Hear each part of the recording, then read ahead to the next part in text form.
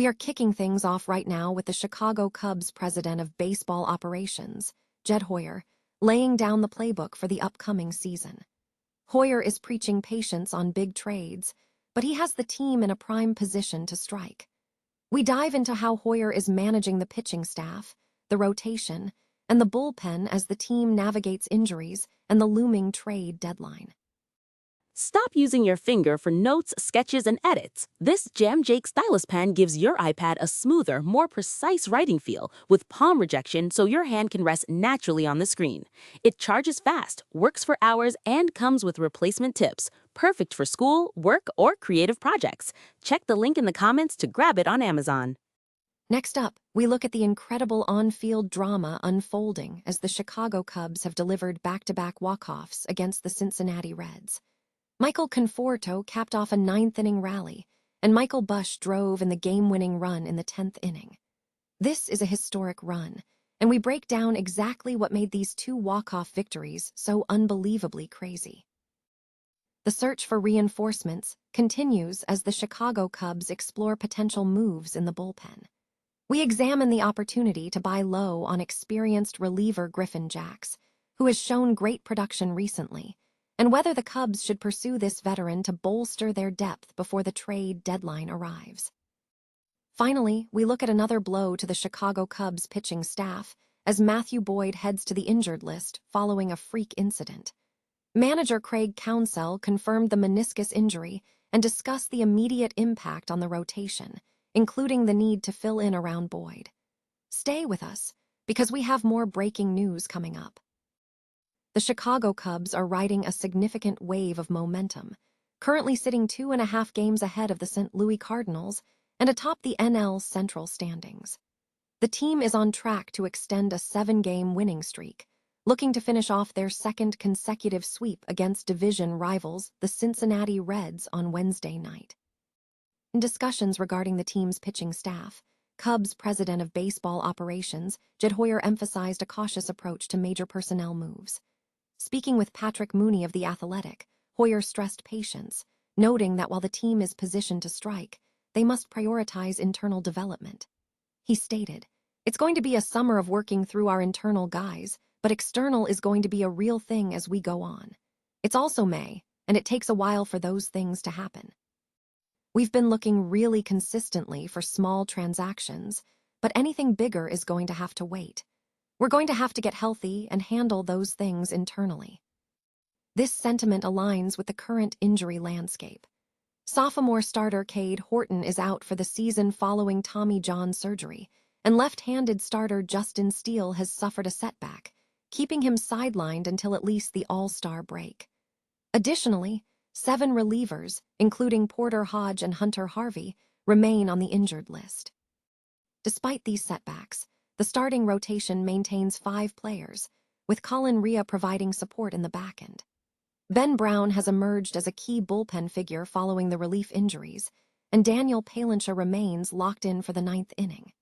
As the MLB trade deadline looms, the focus shifts to Hoyer's strategy, whether he will pursue external acquisitions for pitching depth, and what assets from the rebuilding Chicago farm system will be leveraged to make those moves.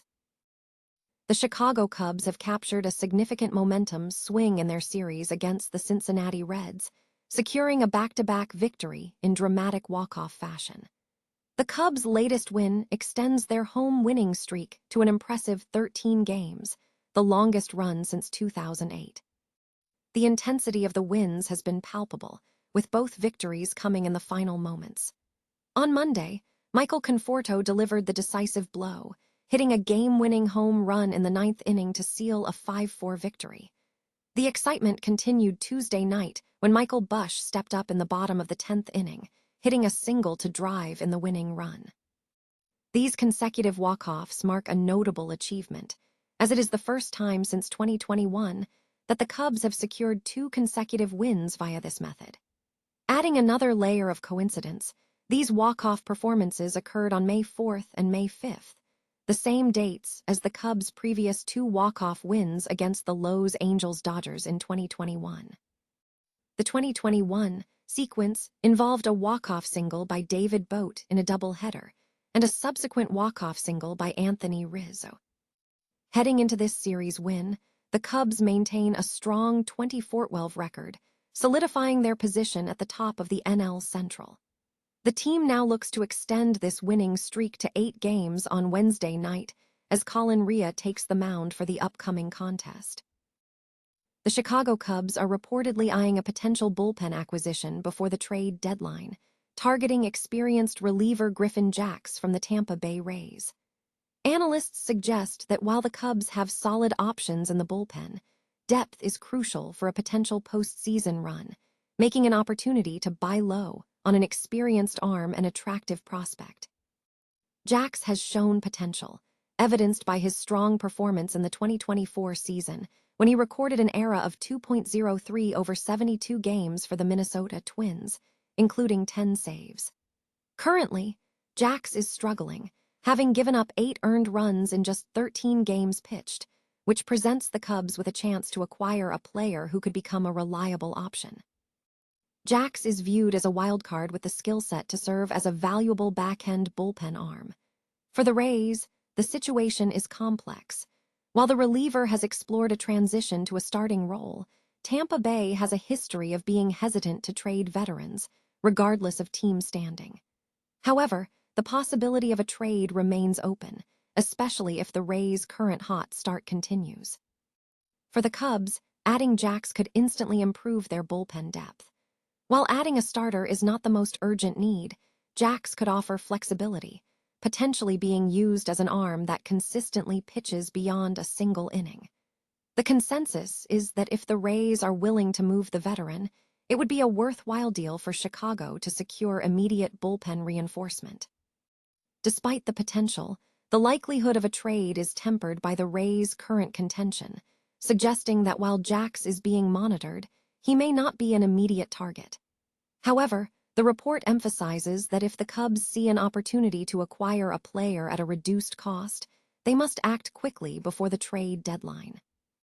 The Chicago Cubs pitching staff faces another significant blow as starter Matthew Boyd heads to the injured list following a freak on-field incident. Boyd sustained a meniscus injury on Wednesday morning after falling and getting back up with his children, according to manager Craig Counsell. The extent of the injury remains undetermined pending surgery, though a more significant meniscus issue could necessitate months of absence. This marks Boyd's second stint on the IL, following a previous left bicep strain, and he now occupies the 10th spot on the Cubs' 40-man roster. The team is already grappling with a string of injuries. Cade Horton is out for the season after elbow surgery, and Steele is rehabbing from last summer's elbow surgery, with a reevaluation scheduled in 3 weeks. Jordan Wicks is rehabbing at AAA, showing a concerning 9.53 ERA over 4 starts. Veteran Kyle Wright experienced another setback, feeling shoulder pain while working his way back from multiple injuries. Counsell acknowledged the immediate impact, stating, "We're gonna have to fill in around him for sure. That's going to be our task." To address the immediate roster changes, the Cubs added veteran right-handed reliever Trent Thornton and designated Charlie Barnes for assignment.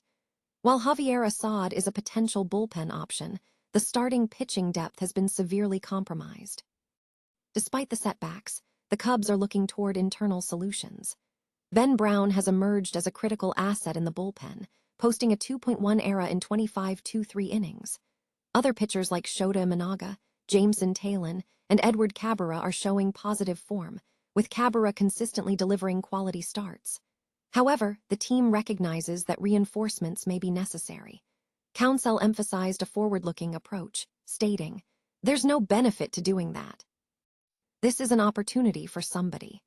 The organization is now keenly focused on finding external help, viewing adding pitching at the trade deadline as imperative for their resilience.